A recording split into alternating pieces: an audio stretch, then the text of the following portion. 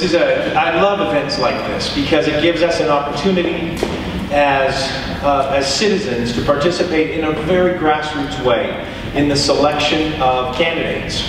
And so, as you may know, there is a primary that's being held in this district, and there will be an election, so you'll need to go to your voting place or vote by your mail-in ballots it's June the 26th, correct? Yes, all right, good. And so this is in preparation for that, so that you can make that choice, you can make that decision. There are some rules to what we're going to do this evening. Nobody knows what those rules are except for me. And so what I've done is, just on arriving here, I've asked each candidate to give me one person to help go through the questions that have been submitted. So I've got Pat, what's your... Holman, H-O-L-M-A. And? Jennifer Baptista. Great. These two are in no way related, nor do they support the same candidate. So they are going to help me as we determine the questions that should be asked. We can't ask all the questions. There's a lot of questions. Right now, they're helping me madly as we group these because there's often questions in the same category.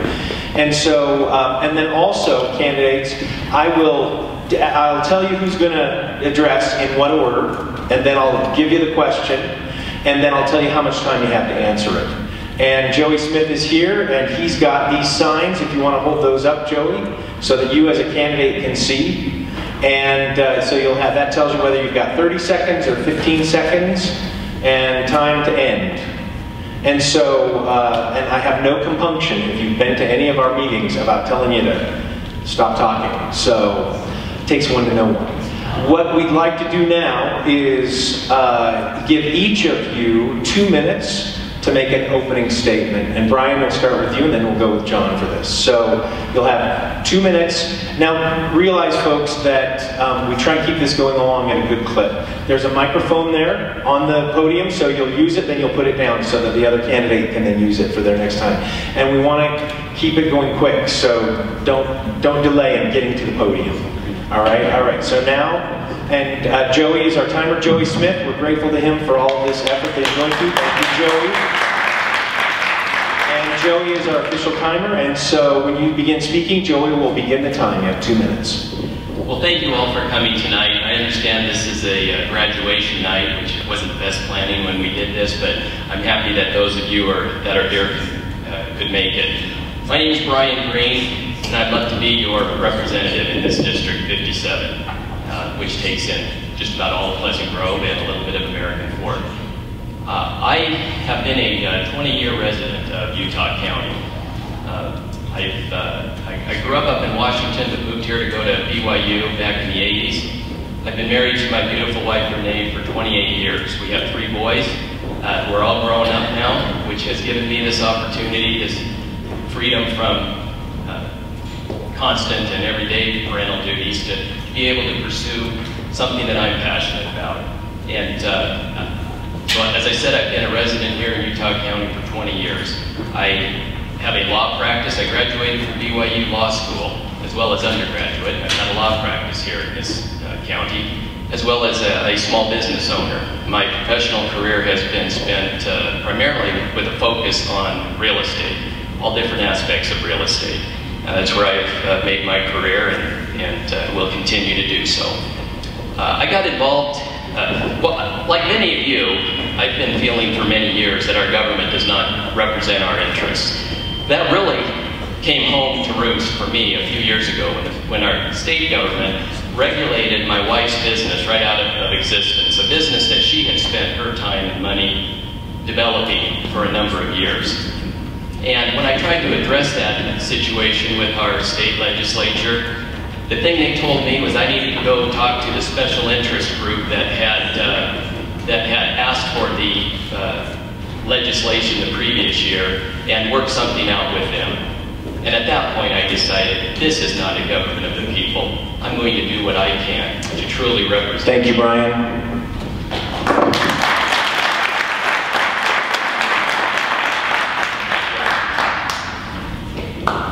We're gonna have a little bit of adjusting for the microphone.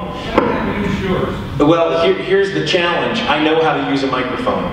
So gentlemen, have you ever heard of kissing the microphone? This is how you kiss the mic. So you need to not hold it here or here. It is, you're holding it right here, okay? So it's single directional, okay? It's not omnidirectional, all right? Now, and Joey may be going back to adjust it a little more. All right, so sorry for that interruption, and you have 2 minutes. Wonderful, how's that? That's good. I kiss it good enough. All right. First of all, I just want to start out tonight by saying it's the 29th of May, and I want to say happy birthday to my son, Taylor, who turns 8 today. And so, unfortunately, we're missing his birthday in order to have the debate here tonight. So I just want to take a second and let everybody here know that my son is now 8. So, thank you. It's maybe Saturday, there's a special event coming up, but we won't talk about that right now. My name is John Stevens, and I'm running for the Republican candidate for the Utah House of Representatives. And I, too, would like to ask for your vote. I was born in Heber, Utah, and spent quite a few years out there in Heber, then up in Provo, then up in Sunset, and then my dad actually worked for the government. So we went out to Germany and spent quite a few years out there. After that, I attended Layton High School and graduated from there, and then went out and spent a couple more years out of the country, in a little country called Romania. Came back, attended UBSC, which is now called UVU, and went into international business there, and attended there while attempting also a minor in German. At that time, I then decided, you know what, I'm going to go out and live the American dream. And I started my own company, Stevens & Shumway. We were a mortgage brokerage. Went out there in Utah, Idaho, Wyoming, and California. And although college ended for me, my continuing education did not. Anybody who's involved in real estate understands that every year you have to take what's called continuing education. So ever since I started that, 12 hours a year, I've continued my education for the last multiple years. I shut down my company and moved it over to the Bank of England. Now, anybody who's been to a debate before, or heard me talk before, you've heard the comparison. Now, this is not the Royal Bank of England, but rather Bank of England, which is an American bank, and owned by the Canada family. And I always tell everybody that if that doesn't confuse you, the Bank of England in America, owned by the Canadians. And that's completely confusing. But that's who I work for. I have 2 branches. I actually run the state of Utah. And I have 2 branches, one in St. George, one in Draper, and hopefully here in the future we'll open up another one in Roy. And I think I'm at time. All right. Much better. Here we go. Now I better follow my own advice, right? So, 1 minute to answer this, candidates, and we'll start with you, John. And the question is, what are your feelings or comments on Common Core? Common Core, it's a big issue right now within our state. That is a really good microphone, isn't it? Now, with the bank, let's take it back. I always look at the main 3 things here. Does it make sense? Does it go back to our principles? And does it pertain to the Constitution? Okay? One of the big things here, if we bring Common Core all the way back down to a business, because that's what I do, I'm a business owner. And as a business, I know that I am telling, the bank tells me that we need to make sure that we do mortgages. We offer their home loan products. Okay? From there, I then tell my loan officers to go out and offer that product. We set benchmarks for our loan officers. Common Core has been described to me. I've sat down with the governor. I've actually sat down and I've met with the Eagle Forum. And I've actually met with teachers talking about Common Core. And one thing they've expressed, all sides, in fact, even the Eagle Forum, states that Common Core is benchmarks, not standards. So after going out there and meeting with the public, talking with them, and talking to the professionals who are involved. In fact, one of the meetings Laura Lynn Evertine was actually at. Your time is up. Thank you. That is, can we ask for more time sometimes? No. All right. All right, Brian. There will be time afterwards, and I may come back and address it. But according to the David Acheson rules here, folks, you don't have. So this is a real life experience, right? Sometimes on the floor of the House, you got 20 seconds to make your point. So if you're in David Acheson's world, you got to be succinct. So I'm telling you now, Brian, you got 1 minute. Thank you. Well, let me just start by saying how important education is to me. I am a product of education in the sense that I was the first person in my family, my parents' line either side, to graduate from college or to even attend college. I put a very high premium on education. Education is the most important thing we can give to our children. But I am opposed to a one-size-fits-all top-down mandate, which is what Common Core is. I'm also opposed to the element of Common Core that creates a federal database that tracks our children's progress. I don't think government needs that information. We can, I'm all for increasing standards. We need to do that in this state. Our children need to achieve higher results, but we have the ability to do that and the knowledge to do that within this state. We don't need to follow federal mandates, and we don't need to be suckered into federal mandates by giving us another program and more money, and we won't be able to afford going forward. So I oppose Common Core. Okay.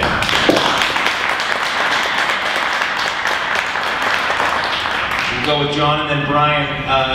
You'll have 1 minute on this one. What role should state representatives play in earmarking state funds for specific cities? All right, you ready to go? Whenever you start, we'll start the time. Wonderful. It is not the proper role of a legislator to earmark specific funds for a specific city. The role of a legislator or representative, which is what I'm running for, is to represent the citizens within our district. That is what I will do as your representative. I will make sure that you are represented to the state, not a city, not a special interest group, but you as the citizens of District 57. That is a proper role of a legislator when it comes to earmarking money for a city. Thank you. Brian.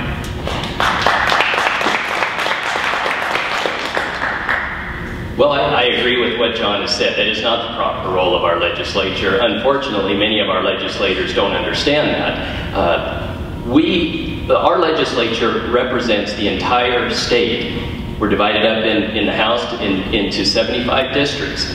It's improper to collect funds from all over the state in the form of tax revenue and then to use it for a specific benefit for one district or one city.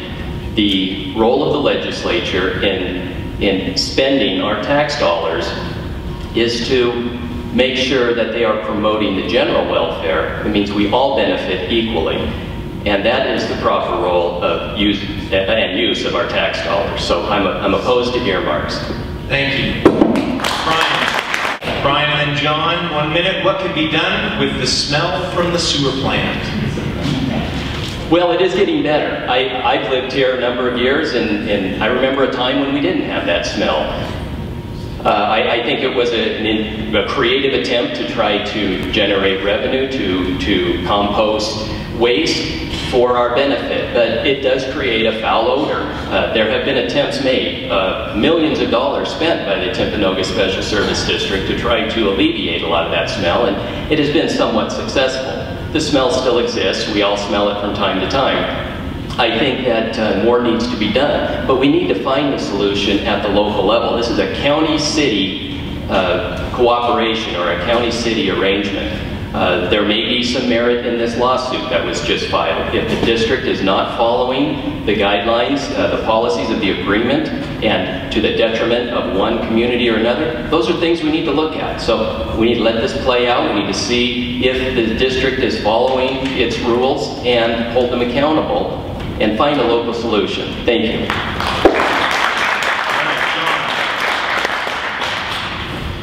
1 minute each. What law or laws would you like to see? Oh, sorry. Sorry. Say that again. You want me to answer? Yes, please. Well, okay. Just this time we'll let you respond. Sorry. You are changing the rules. Yeah, like I said, totally arbitrary. Keeping us on our toes. I like it. Yes, there you go. 1 minute, go. All right. TSSD, we've talked about it now for multiple years. It is a stinky situation. It's hurting the economic development here in our district. Now, it is something that we need to be working with the local cities. We need to be working with Eagle Mountain right now. Who's to say they wouldn't like to take over the composting? Have we approached them? That might be something that would actually help bring in tax revenue for them. It would be a make-sense solution. This is one of the reasons I keep talking about leveraging the intellectual talent of the people within our district. These are answers and real-world solutions that exist for our district. We need to make sure that we go out there and talk about those. So in TSSD specifically, are we working with other communities? Are we talking with them? I've talked with our city council. The proper role of a legislator is not to go up and say goodbye, I'm gone now for 45 days. The proper role is to also be a citizen here within your very own district. This affects us right at home. This affects us at our pocketbook when it comes to taxes and sales taxes. The proper role of a legislator is not to give up representing, but rather to represent even up at the Hill. Thank you. Thanks. John, stay up there. 1 minute each. What law or laws would you like to see revoked? Anything that's unconstitutional. Anything that takes away personal rights.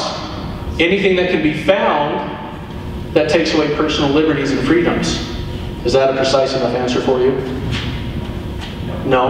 All right. I would make sure that we go through and we talk specifically about HB 116. That is something that I personally feel that we need to readdress. It was done at the 11th hour and was not done the proper way. No bill should ever be passed into law without the people going through and having a chance to talk about it. Once again, proper role of a legislator. I would go through, and the taxes you pay on your car, this was actually proposed this year. I would go through and make sure that you don't have to pay those taxes every single year when you renew your car. And one of my biggest ones, because I'm almost out of time, is personal property tax that every single business owner has to pay every single year for items that they already pay taxes on when they purchase the item. Thank you.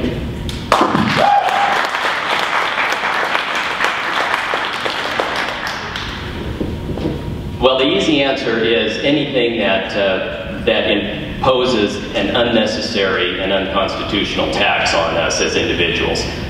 But we have a huge government we need to fund. I went through the agency and department listing on the website today, the state's website. It took 6 pages to print out all of the departments and agencies that just within the state. I'm not talking federal government. Many of those are unnecessary. So I would like to unfund many of those and do away with them where they do not make our lives better off.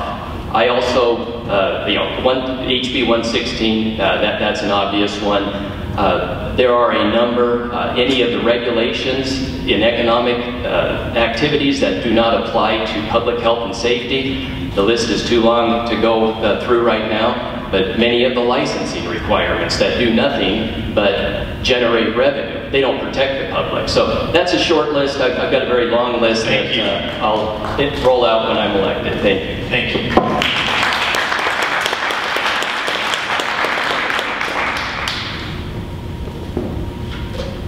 I can stay up there.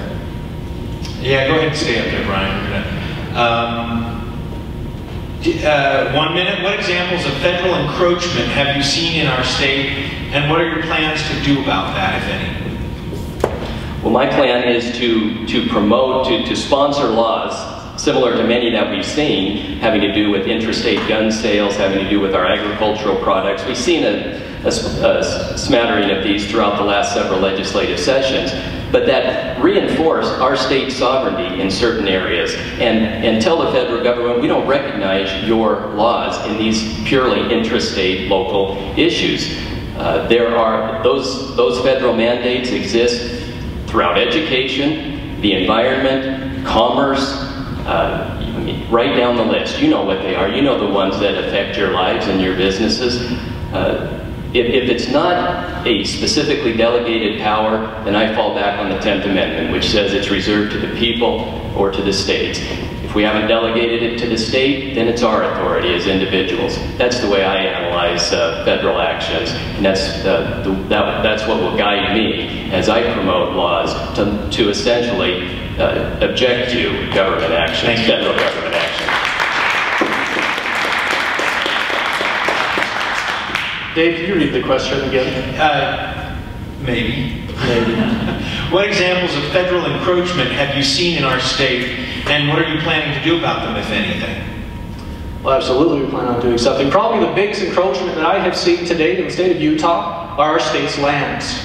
Back in 1896, we gave up over 65% of our land in order to become a state here through the Enabling Act in Utah. It's time that we allow the people of the good state of Utah to take the land back. I support Ken Ivory in his bill, and I will continue to do so. And once I'm up on the Hill, I will be a voice for reason to the federal government, expressing to them once this bill goes to the Supreme Court, because mark my words, it will go to the Supreme Court.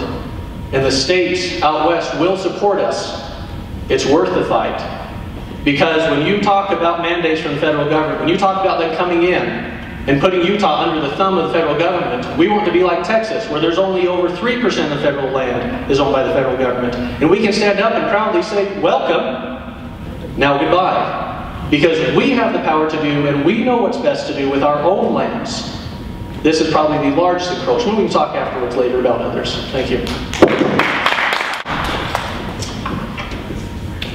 1 minute each. Medicaid reimbursements from the Fed are decreasing, yet our state burden is increasing. How do you propose to fill that gap?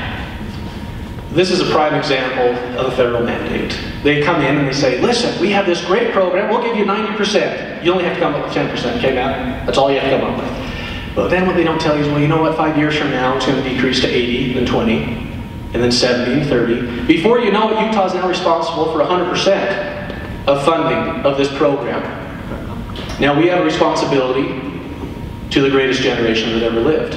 We have to ensure that what they have come to expect continues forward. But we need to make sure, right back to the previous question, one of the easiest ways in order for us to be able to fund that is by getting our state's lands back, by being able to have access to one of the largest deposits of coal in the entire nation. Being able to go in and putting up hotels, whatever it may be, in order to get that money back into the state to be used by our state. Thank you.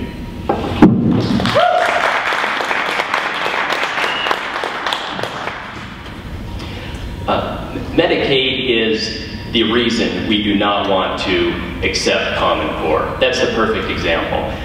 It is a federal government mandate that binds us to a set of rules that the federal government unilaterally can change at will.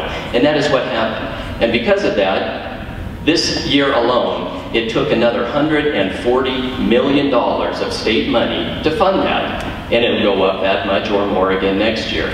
The answer, the solution is we take it over. We control it the way we feel is best for our citizens in our state.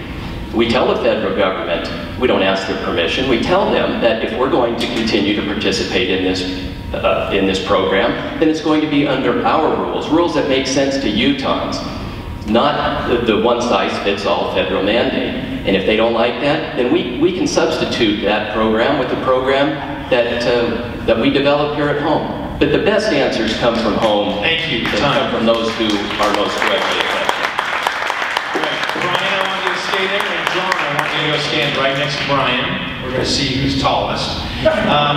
This is the David Acheson lightning round, okay? I got to put my glasses on for this, so just... No time here, but I'm in charge of telling you when you're done talking. And that is, I'm going to ask you 3 or 4 questions that should be short. And then you're going to hand, your answer should be pretty short. And then you're going to hand the microphone to the other guy. And we'll start with you, Brian. What do you think about term limits? Yes or no? I don't like mandating term limits. I think our elections are term limits. We need to become more involved as citizens and enforce those term limits. We need to understand... Okay, that's enough, John. Term limits, yes or no? No. So you're not in support? All right. I'm not. Do you think that this is Brian, starting with you, do you think that the 17th Amendment should be repealed, restoring the election of U.S. Senators to their respective state legislatures? Absolutely. The states were an intended party to this government. We had three parties: the federal, the central government, the states, and the people. The states have lost their voice because of the 17th Amendment, and it was a bad amendment. It should be repealed. John? Absolutely should be repealed, because it's time that they now answer to the good people of Utah and quit answering to the federal government. Thank you. John, you hang on to that microphone. Since the original Constitution prohibited personal income taxes, do you support the repeal of the 16th Amendment? Absolutely. Okay. Brian? I absolutely do. I don't think the federal government needs to keep annual information on us that we have to renew every year. Okay, thank you. Then now, John, have you helped write or sponsor any legislation or been consulted about legislation that was being written? If so, what was it? Well, first of all, you have to be a legislator, a staffer, or a lobbyist in order to write or propose or pass bills. So no, I haven't been any of those three, but I have been very influential in working with associations, with people on the national level to repeal the Home Valuation Code of Conduct, which is a perfect example of when someone who is not a legislator, who is not a lobbyist, who is not a staffer writes. It was Andrew Cuomo, who was the Attorney General of New York. If you ever wonder why your homes decreased in value so dramatically, thank someone who shouldn't have done it. We helped repeal that. If you notice in the last year, home values have started going back up again. I've been very influential working with that on a national level. Okay. Brian? Well, you absolutely do not have to be a legislator to write or propose legislation. This is a government of the people, by the people, for the people. The legislature works for us. I have been involved, in fact I have directly drafted numerous pieces of legislation. HB 122 and HB 430 last year, HB 395 this year, and a host of others, that some of which did not get numbered. But all of these pieces of legislation involved our individual rights and liberties, and rolling back the government to its proper scope, its proper role, and getting them out of our business. And I'll continue to do that. That's our legislature. All right. Okay, Brian, you can have a seat. We're done with our little lightning round. John, this is actually, I'm going to be really generous. 2 minutes for each of you on this one. How can we give more control over education to parents and teachers? And this would be a good opportunity now with 2 minutes for both candidates to expound a little bit more on that. But I'll read the question again. So it's your comments and thoughts about education, right? Once again, how can we give more control over education to parents and teachers? 2 minutes. That's absolutely easy. Answer it in your own question by giving more control back to the parents and to the teachers. One thing that we absolutely need to do is we need to go back to the idea that parents know what's best for their own children. We need to go back to the idea that we know how to raise our own children. We know what's best to teach them. We talked about Common Core a second ago, and talking about how it's benchmarks. Now, in order to enact those benchmarks, we need to make sure that our districts are actually well aware of exactly what is entailed. Our current school district, the Alpine School District, I've talked with multiple teachers, talked with the district individuals there as well, and they have even expressed that the district is too large. How can they go about knowing exactly what our needs are here in American Fork and Pleasant Grove when they're in charge of so many cities and so many schools? In fact, one of the bills that I've talked with teachers about that I'm going to propose is that we take our district and we shut down those district buildings. And we add them onto one of our local high schools. I actually proposed Pleasant Grove right there. Because what better way for those in charge of the district to know exactly what's going on than being right next to the school itself? And even take it a step further and actually ask them to help serve in the local schools by helping in teaching. How great would that be if by the time they retired from the district, they'd actually had experience back in the classroom the very last year they were in there before they left.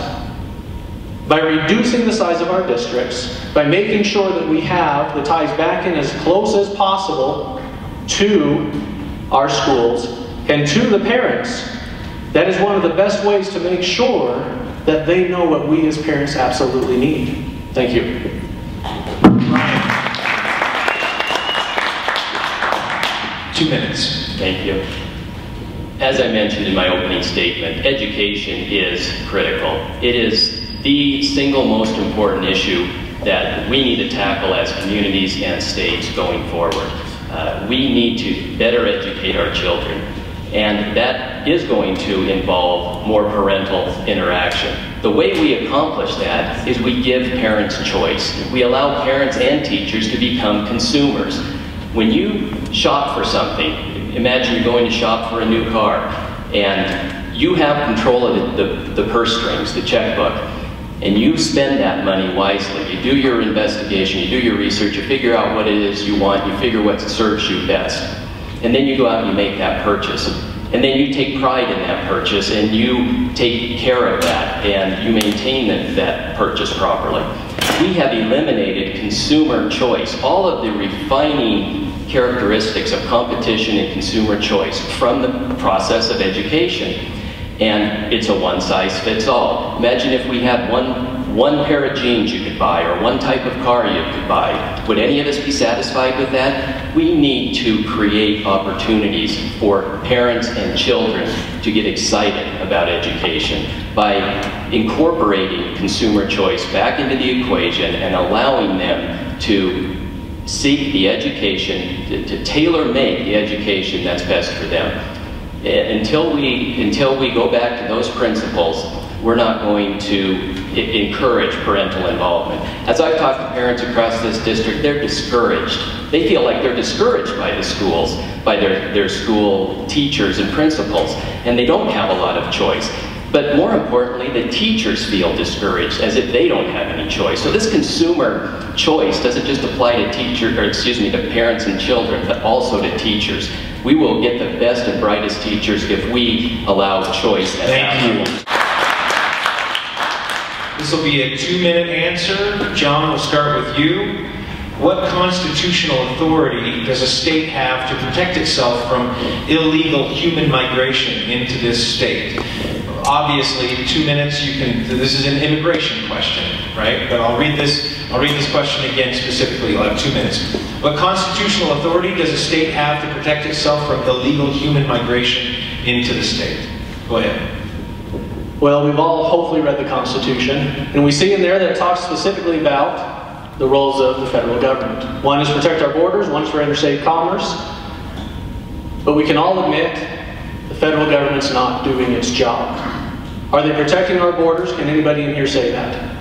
Are they ensuring that illegal immigration is stopped and legal immigration is promoted? I, for one, am for legal immigration. I want to have the best of the best come here to Utah and learn about what wonderful things we have. I want them to come out here and make sure that they leave knowing that Utah is the greatest state and the greatest country in the world. But illegal immigration, per the Constitution, per the question, the federal government is responsible, but they are failing. And we need to make sure that we as a state do what we need to do in order to protect our borders. Thank you. Great. Ryan. Well, if we had read our Constitution, we would know that the Constitution says that the federal government has supreme authority in the area of naturalization. Naturalization is a process to citizenship, has nothing to do with migration. There is another constitutional provision that says that until a date certain, and excuse me, I can't recall the date right now, it was 1813, early 1800s, that the federal government was prohibited from making any laws that interfered with the migration of people in and out of the states. Now, this was done for an improper purpose, I would argue. It was to protect the slave trade. But the thing that it does do is it recognizes that the states, up until that date certain, were sovereign. They had exclusive authority with respect to the issue of people migrating in and out of the state. Now, there is no provision that says after that date certain that power all migrates up to the federal government. So a correct reading of the Constitution would indicate that the states still have that power. But after that date certain, the federal government is no longer prohibited from legislating in that arena as well, so we have concurrent power. So I am a firm believer that the states do have authority, constitutional authority, to regulate the migration of people in and out of the state. That includes legal or illegal. And that we need to do that because, as John did correctly mention, the federal government is failing to. And where the federal government fails to uphold its end of the bargain or its side of the contract, just like in every other contractual situation, the other party has the right to step in and protect its own interests. So for two reasons, we have state authority to regulate the issue of illegal migration. Thank you. Thank you.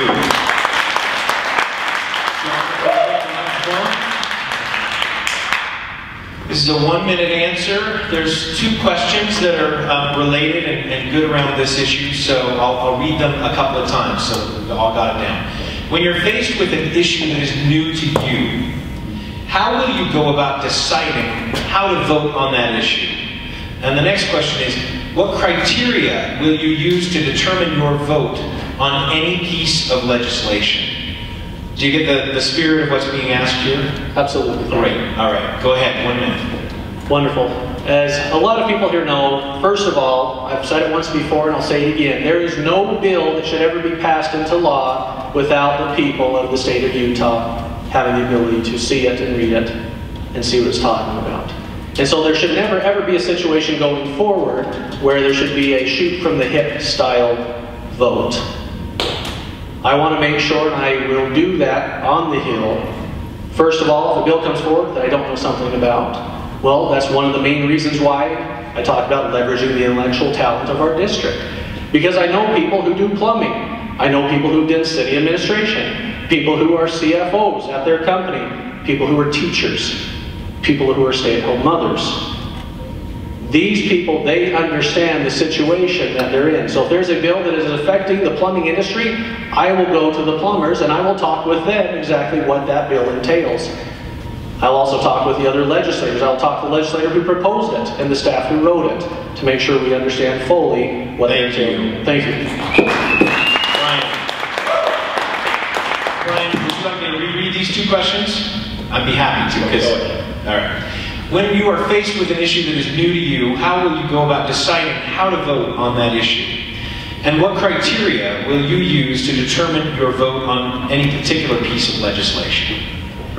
The only reason I had you answer that, or read that again, is because you said it was two questions. I saw that as one question because my answer is the same for both. The criteria that I will apply is the way I will go about voting on that issue. The criteria is very simple. Does the government have authority to pass that law? Is there a constitutional delegation of authority? And if there is not, that's the end of the analysis. I don't care if there is a worthy objective. The risk of extending government authority beyond its constitutionally mandated and delegated role is too severe. And that's what has got us in this predicament we're in, both at the federal and state level. We need to adhere strictly to constitutional authority. The remainder of all authority is ours to exercise as we, the individuals, see fit. Thank you. Brian, I shouldn't have had to sit down. You take the microphone. I haven't got this down. Make sure you get,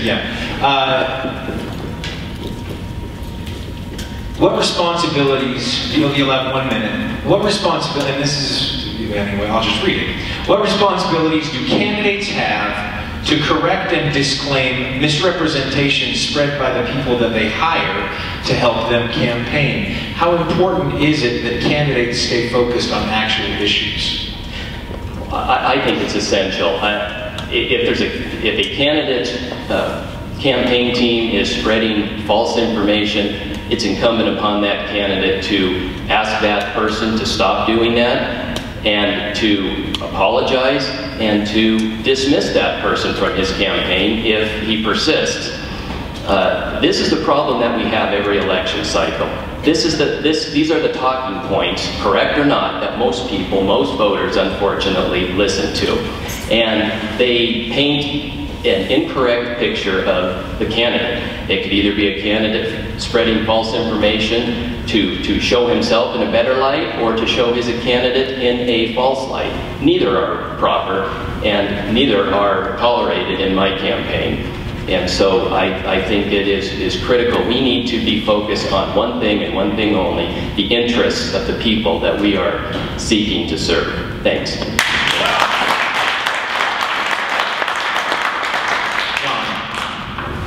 It's absolutely crucial for a candidate to make sure, and for the staff to make sure, and the volunteers to make sure that they talk only about the issues. Because if you can't win on the issues, then you shouldn't win at all. In fact, I'm very proud to say that at every meeting, and from the very beginning, when all the volunteers got together and offered to support, that we stated right then and there that we would pertain only to the issues. And a lot of people have a lot of different ideas, but it needs to stay about the issues. That's what's important. That's why our country's in a mess. You look at Mitt Romney right now, he's being attacked right and left, not about the issues, but whether or not he was a bully at the age of 3. That's not about the issues. And that's not proper. And that's not the way we do it here in Utah. That's not the way we do it in District 57. So I'm proud to say that we pertain to the issues, we stick to the issues, and we need to make sure that if a campaign finds out that something's being said, that it is corrected immediately. Thank you.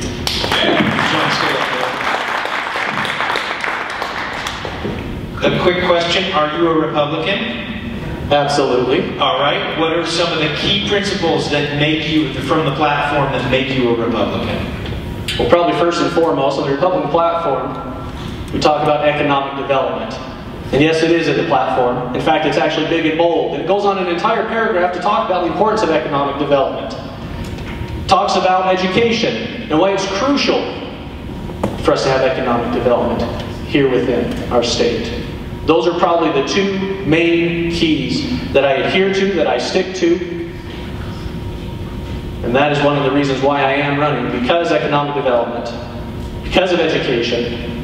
Obviously, we talk again as well about the Constitution, which is first and foremost.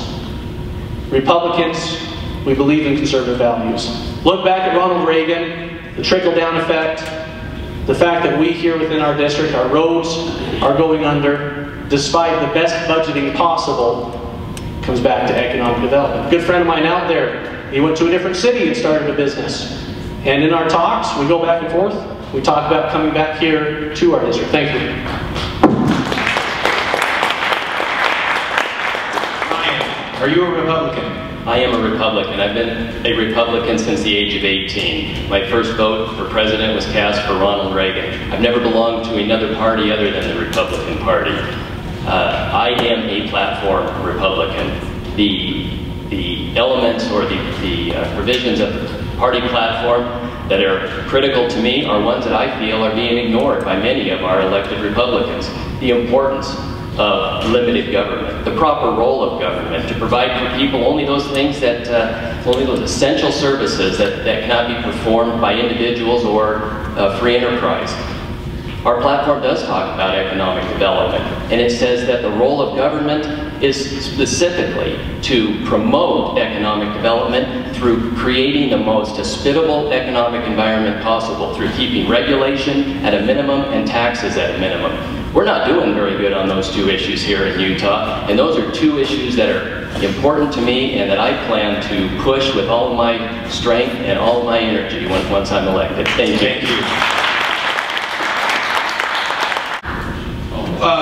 Folks, if there are more questions that have come to mind, then Shane, or do we have, I just want everybody to have, we'll take the microphone. So 1 minute answer. Give an example of if you think it's appropriate to legislate on moral issues, would you give an example of a moral issue that it is good to legislate on, or give an example of a moral issue in which it's not correct to legislate on? It's not the proper role of government to legislate a moral issue. That would be something in communities, that would be something at a church level. It's a personal decision, but it's not the proper role of a legislator to get out and legislate a moral issue. Thank you.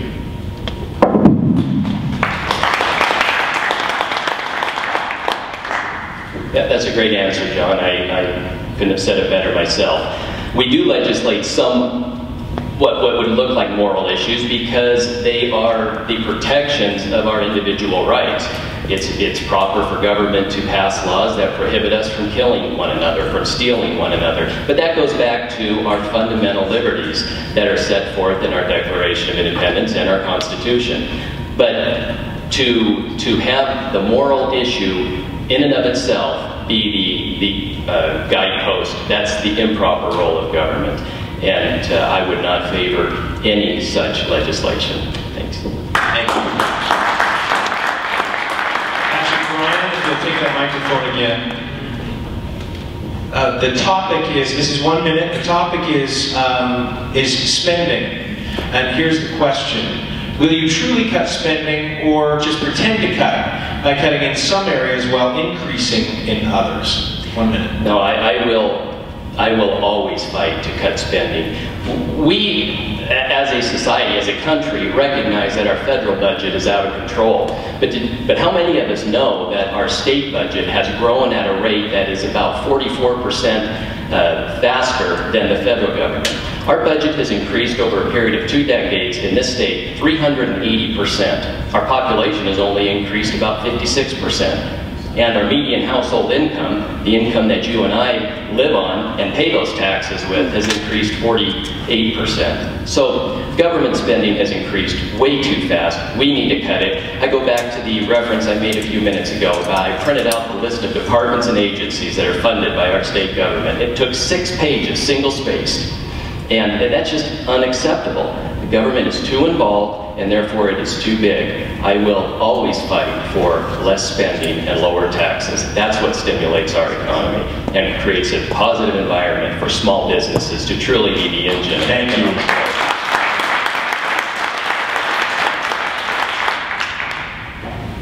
And thank you, Debbie, for that question. I saw it on Facebook. Absolutely, I will fight in order to decrease spending. We spend too much on the federal level, we spend too much on the state level, but as a business owner, I do understand that when you spend, you need to spend wisely. One of the reasons the increase in spending actually happened this last year is because the state decided to fund I-15 all by themselves. That will increase economic development here within our state. That was a wise expenditure made on the behalf. In fact, we actually told the federal government that we didn't want your money. They came in and said, oh, we need to fund that interstate, but these strings are attached. And the state said, no, we can do it ourselves. The federal government kind of chuckled and says, sure you can. Well, when the money was found and they did it, the federal government came running and says, oh, wait, we want to now do it. As a business owner, and this is what I bring to the table, if I can go through and buy tires that last 4 years for 25% more than tires that last 2 years, that's a 100% increase in mileage for only 25% more, and that's spending money wisely. Thank you. All right, John, stay up there, and Brian, come on up. We're going to do another little 3-question lightning round. Brian, we'll start with you. How long have you lived in this district? I've lived in this district, well, it currently constituted 2 years, but if we take the old district into effect, it would be 4 years. John? 5.5 years, old district, new district, hopefully future district. Thank you. Brian, do you support amnesty or guest worker programs for illegal immigrants? I don't support amnesty. Okay, thank you. John? Now, it's our lightning round. John? No. Okay. And John, hold on to that microphone. How do you feel about occupational licensing? Occupational licensing, when it comes right down to it, it talks about that we have a responsibility for the health, safety, and welfare of the people. When you look at a doctor, I would definitely hope that they went to school and received a license for it. But when it comes to items like walking a dog, absolutely not. That is government that has grown too large. Okay, Brian. Most of our economic or occupational licensing does not pertain to public health and safety, and that was admitted to me by the Office of Research and Legislative Counsel last year, or this past session, when I tried to pass a bill to limit occupational licensing to measurable public health and safety concerns. And they told me that, well, that would just disrupt more than half of our occupational licenses. That, to me, is an admission that we need a bill like that. Thank you. All right, Brian, hold on to the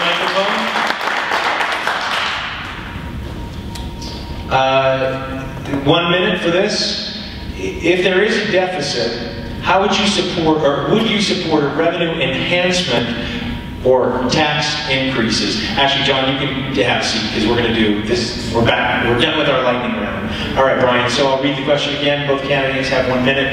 If there is a deficit, would you support a revenue enhancement through tax increases? Not until we've exhausted every opportunity or every possible cut in our budget. I think more often than not, if not exclusively, we can always find the money by being wiser stewards of our tax dollars, spending more wisely, being more competitive in the things that we do. A lot of services that the government currently does could be done, I believe, more effectively, more efficiently by getting competitive bids. The private sector has this, has the business cycle down. They know how to be competitive. They're required to be. They can't go invade the treasury of a competing company when they mismanage their funds. So they have to do it right. We need to rely more on the expertise of the private sector in our government services, and I think we can save the money. Only then, if we can't find the money in our budget, would I consider a tax increase. Thank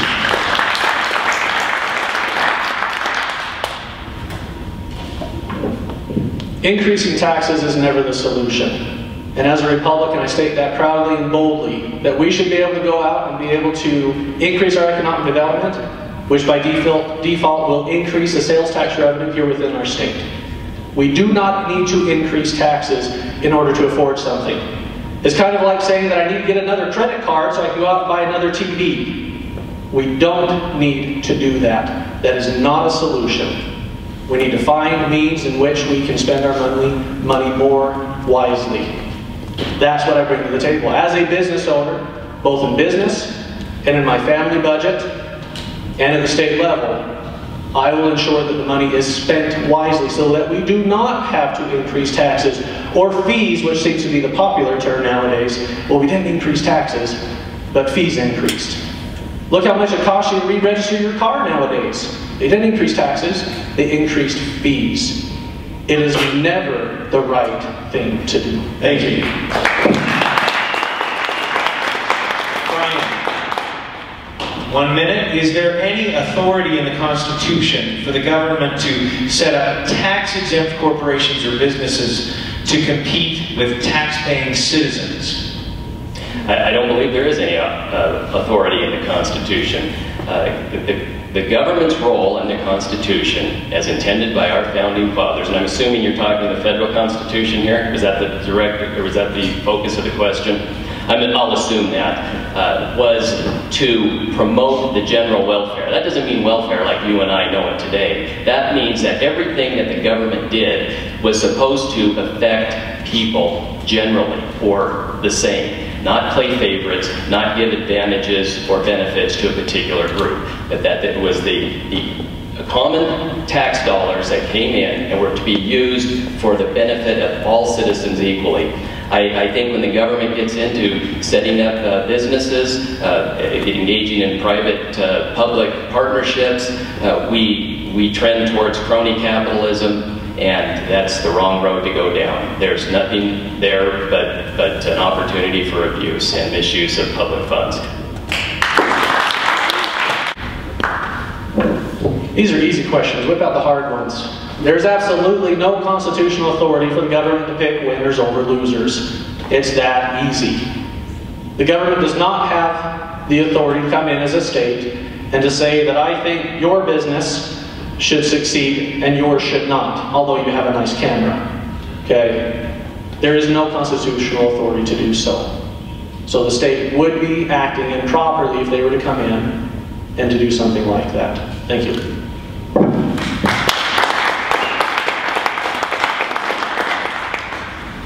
All right, this one's directed more at David Acheson, I think, but it says, I want a clear answer.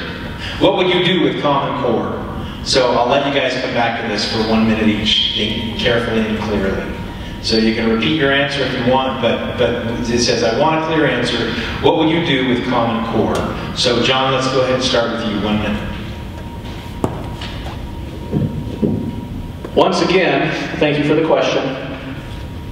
As we have talked about it and done the research and seen the actual documentation that exists about Common Core, and it clearly states that it is benchmarks, not standards that are being taught. It's an I am against it if it were to go through and lower our standards in the state. As long as our benchmarks are bringing us up and raising us up, then there's nothing wrong. As the governors who did it, not the federal government, but the governors who got together and created the Common Core, went through and found that there was a deficiency nationwide from state to state. So once again, as it is currently written, and the provision, actually I've seen the letter when talking with Governor Herbert, that clearly states that if it becomes federal mandates or any mandates whatsoever, the state of Utah is actually able to withdraw from Common Core. So as it is currently written, I support the idea of Common Core with the benchmarks. Thank you. That's the same bill of goods they sold us with Medicaid many years ago. In fact, we cannot get out of it. There are states trying to get out of it right now, and they're being challenged by Arne Duncan and the Department of Education at the federal level. North Carolina, go look it up. We cannot get out once we get in. That is a fallacy. And also, if you believe that this is something that the states created, I've got some swampland to sell you, because it is definitely not. President Obama admitted as much in his most recent State of the Union address, where he said, for a little less than 1% of the federal budget, or I think it was 1/10 of 1% of the federal budget for education, we have convinced 40-some states to sign on to Common Core. He said we. That's an admission. He's taking credit for it. It was run through the Governors Association so that we as individuals in the various states would buy into the fact that it is a state program. It is not. Don't be fooled.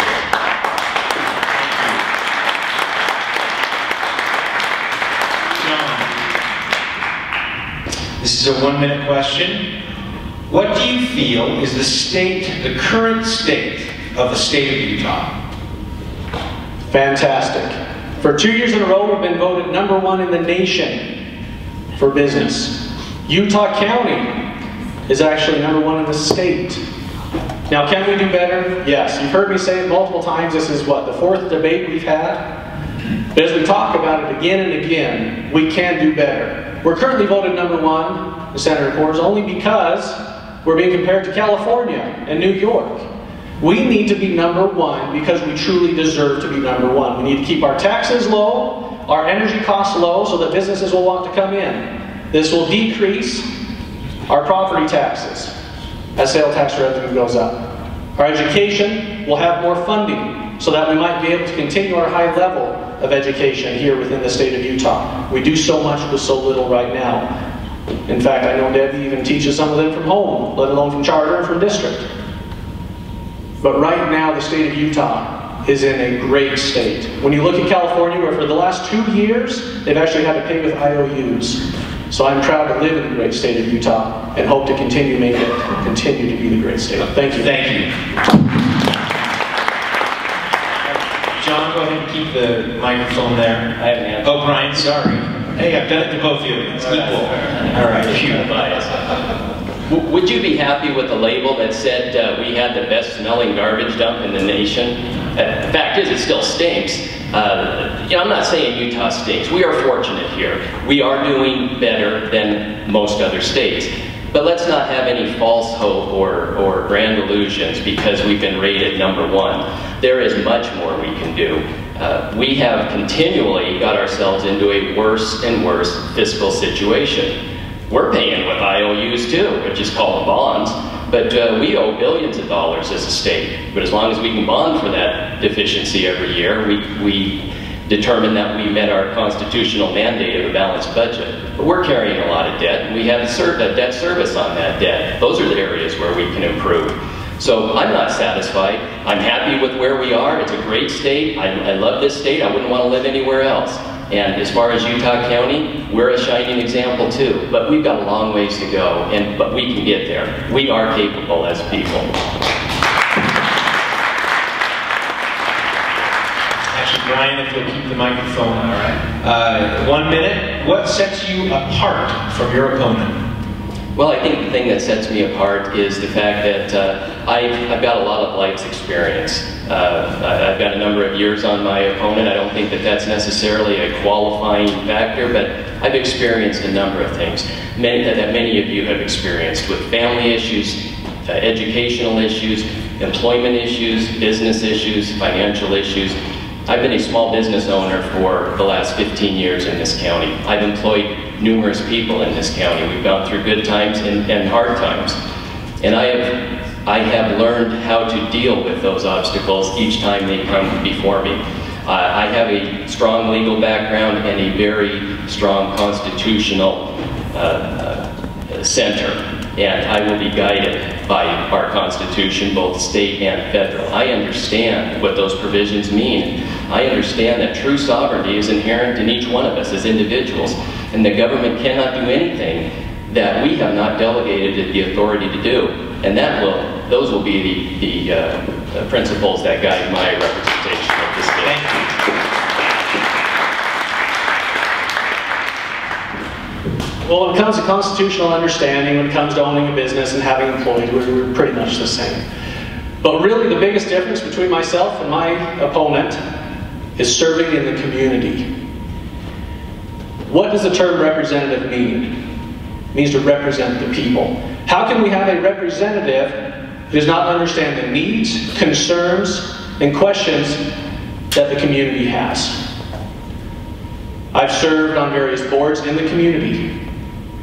I've served on the library board, I've served on the Kiwanis board, I've served with the Rotary board. I've also been out and I filled sandbags when they need to be. The other day we heard of an Eagle Scout project that needed to put flags on the tombstones in the cemetery. They said, John, would you mind coming down? Absolutely. Because once again, as a legislator, you don't put aside community service. All it means is that you're continuing to serve. So the biggest difference is, when you send me up there to the Hill, it's not just campaign promise what I'm going to do, you'll know what I have done. Thank you. Thank you. John, go ahead.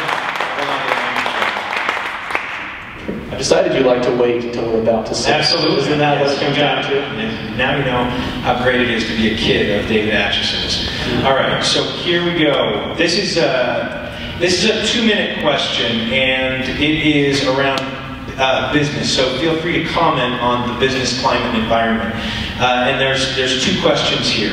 As you repeal regulation for businesses, how would you fight sweatshops and unsafe practices? So as you repeal regulations for business, how would you fight sweatshops and unsafe practices? And then the second part is, would government incentives to new businesses be unfair treatment to previously established businesses in a similar industry?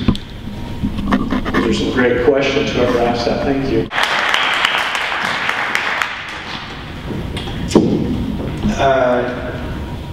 A 1-minute question.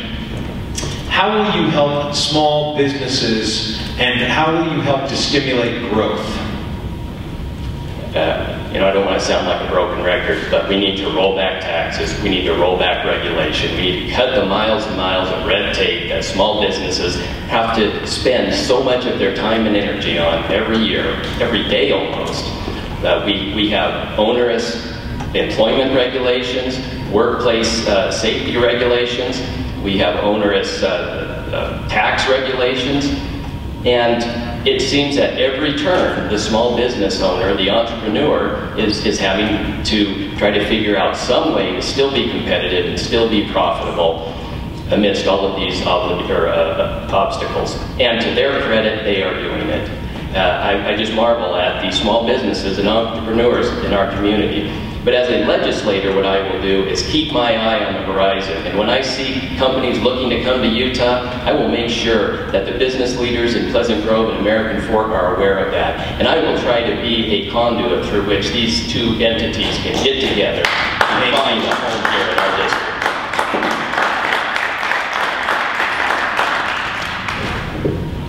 Once again, I will continue to do what I'm already doing.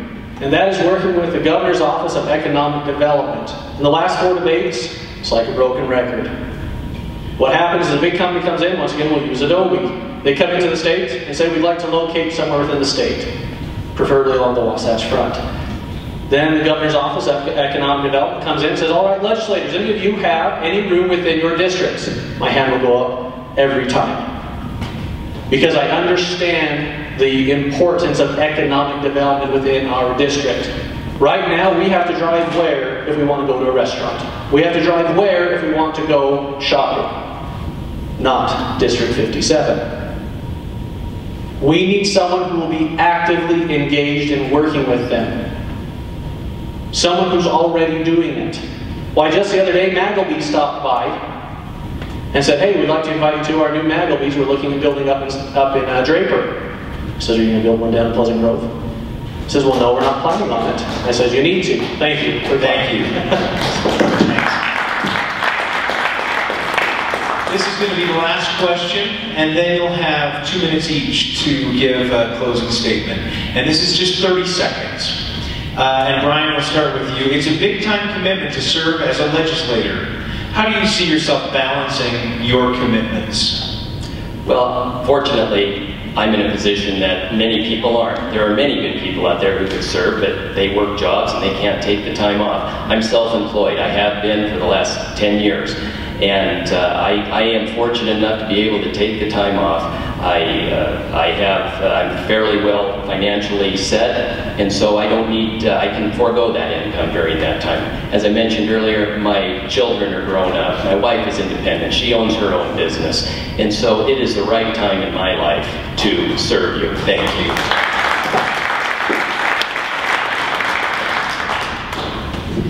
Learning to delegate. Absolutely crucial within any business, with any family, with any aspect of life.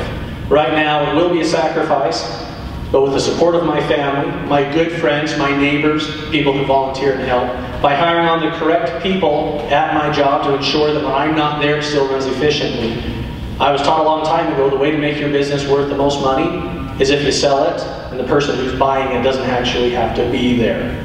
That's what I do in my business. That's what I hope to continue with my families, making sure that as I see my children at night. Oh, sorry. Thank you. Thank you. Just a minute to collect your thoughts here. We're going to start, John, with you and end with Brian. 2 minutes each, summary statements. And in the meantime, while they gather their thoughts, we just want to, let's first off give these candidates a great big round of applause.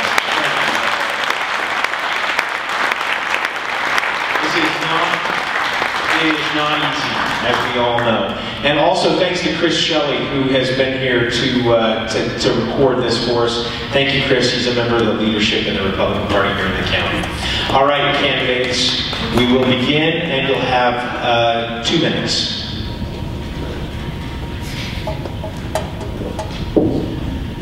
Once again, my name's John Stevens. Thank you for spending the last hour and a half with me here in this debate. Although they're not really debates here, it's more of a question and answer period. And I appreciate Dave for everything that you have done, for the people, Pat and Jennifer, for collecting those questions, and all of you for writing them and coming out tonight.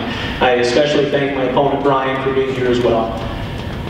What we need in the state is someone who knows the needs, concerns, and situations that we all exist here within our district.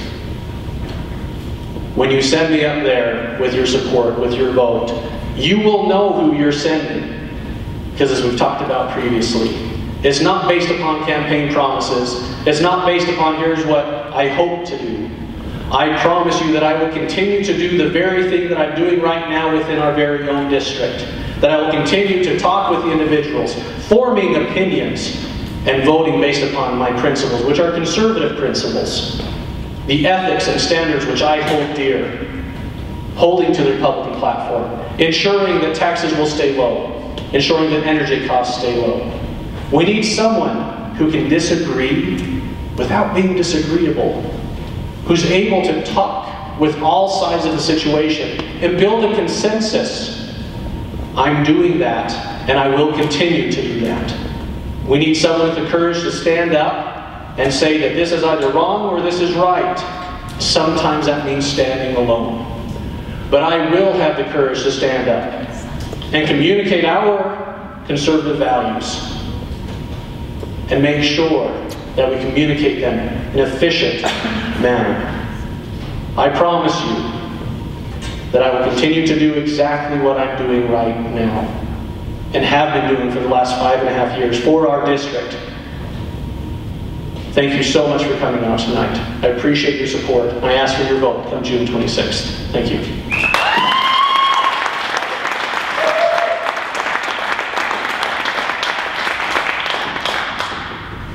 Well, thank you again for being here, and thank you for your attention. And thank you for those great questions. Those were really some good questions. I wish we would have had an opportunity to truly debate those questions. And I will issue a challenge to my opponent, John. to engage in another venue where we will have an opportunity, or where we can have an opportunity to have a true debate. I think that will really separate the candidates' positions. But nevertheless, I do thank him for his participation here tonight. If you want a representative who has lived the experiences that many of you have lived, then I am your candidate. If you want a candidate who will tell you where he stands on every issue and will put that on his website and in all of his printed material, without concern whether you agree with it or not, but simply so that you know the person standing before you and you know what he stands for, then I'm your candidate. If you want a principled candidate who truly will represent you, then I'm your candidate. When I entered this race, I made a commitment to you. Many of you may not have heard it, but I know many of you have, and I'm making it again here publicly tonight, that I would not accept $1 of PAC money or special interest money, and I have stood firm on that commitment. In fact, the money I have raised has come from this district, with the exception of $50, which came from my sister in Lehigh. And the rest of the money has come from you good people. And you are the ones whose interests I have at heart. I will not be beholden to special interest groups, to PACs, or anyone else that wants my vote. You have my vote. If that's the candidate you want, then I ask for your vote. If that's a representative you want, I ask for your vote on June 26th. And my door is always open, my phone is always on. Call me or email me for answers to any other questions. Thank you. Again, let's give them a big hand.